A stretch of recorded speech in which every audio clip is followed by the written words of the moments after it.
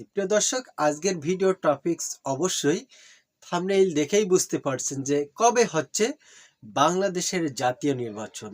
2025 সালের শেষ দিক থেকে 2026 সালের প্রথমার্ধের মধ্যে নির্বাচনের সময় নির্ধারণ করা যায়। আসসালামু আলাইকুম ওয়া রাহমাতুল্লাহ। সুপ্রিয় দর্শক শ্রোতা সকলকে অভিনন্দন জানিয়ে নতুন একটি ভিডিও শুরু করছি। প্রিয় দর্শক, আজকের ভিডিও টপিকস অবশ্যই থাম্বনেইল দেখেই বুঝতে পারছেন যে কবে হচ্ছে বাংলাদেশের জাতীয় নির্বাচন।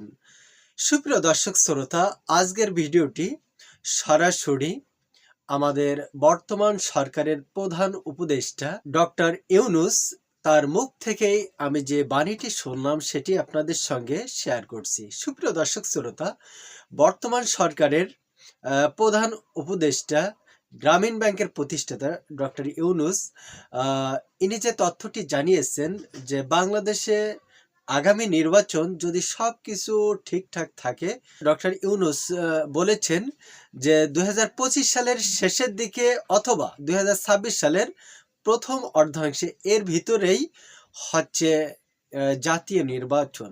প্রিয় দর্শক, এই নির্বাচনকে নিয়ে অনেক আশা আকাঙ্ক্ষা। তার বক্তব্য হলো যে দীর্ঘদিন যাবৎ বাংলাদেশের জনগণ ভোট দিতে পারে নাই। বিশেষ করে যারা প্রথম ভোটার, নতুন ভোটার, যুবক যুবতী, তরুণ তরুণী যারা ভোট দিতে পারে নাই, এক খুশির আমেজ দেখা যাবে। শতকরায় 100 ভাগ ভোটার উপস্থিতি, তারা যেন উপস্থিত হয়ে ভোট দিতে পারে সেই ব্যবস্থা করাই ডক্টর ইউনূসের কাজ। প্রিয় দর্শক, আপনারা অবশ্যই অবগত আছেন ফ্যাসিস্ট সরকার শেখ হাসিনা পলাতক হওয়ার পরেই এরকম বাংলাদেশের জনগণ নতুন নতুন স্বপ্ন দেখতে শুরু করেছে। তবে এখানে আমি আমার একটু বিশ্লেষণ প্রকাশ করতে যাচ্ছি। জানি না আপনারা আমার মতের সাথে ঐক্যমত পোষণ করবেন কিনা। তারপরেও আপনারা যদি কোনো কমেন্ট থাকে অবশ্যই এই ভিডিওর কমেন্ট লিখে কমেন্ট করতে পারেন। অবশ্যই যাচাই করে দেখব ইনশাল্লাহ। প্রিয় দর্শক, ফ্যাসিস্ট সরকার শেখ হাসিনা তিনি যে বিভিন্ন সেক্টরে যে তার 5 গোলামদেরকে প্রতিষ্ঠিত করে গেছে, এদেরকে যতক্ষণ পর্যন্ত সরাতে না পারবে, সংস্কার করতে না পারবে, ততদিন সুষ্ঠু নির্বাচন আসলে আদৌ সম্ভব হবে না। কেননা তারা হাসিনা চলে গেলেও তার দোসর, তার অনুসারী, তার 5 গোলামেরা এখনো বিভিন্ন পদে পদে, বিভিন্ন ডালে ডালে এখনো বসে আছে।